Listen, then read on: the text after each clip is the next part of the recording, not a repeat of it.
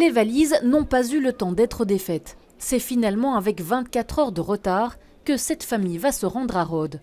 Leur vol de hier a été annulé à cause des incendies sur place.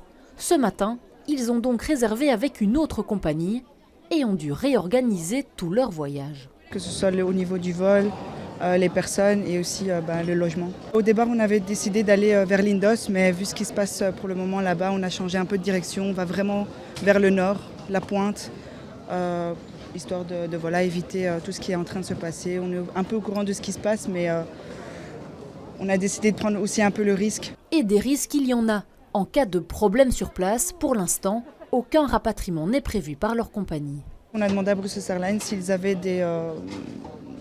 des rapatriements qui pouvaient être faits en cas d'extrême urgence.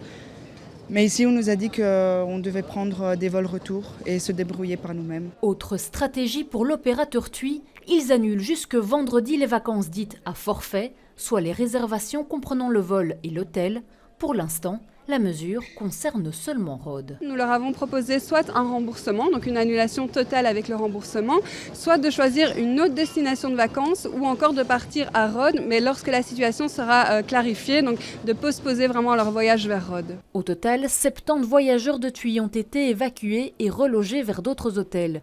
Une dizaine a demandé à être rapatriés, mais les retours ne sont pas forcément systématiques. Malheureusement, actuellement, nous n'avons pas de capacité aérienne supplémentaire puisque nous sommes en période de haute saison. Nos vols étaient déjà presque complets bien avant même le début de ces feux de forêt. Nous faisons donc au mieux pour trouver une place pour les personnes qui veulent rentrer. Si vous devez vous rendre à Rhodes ou à Corfou dans les prochains jours, contactez votre agence ou compagnie aérienne. Les mesures peuvent changer d'un jour à l'autre.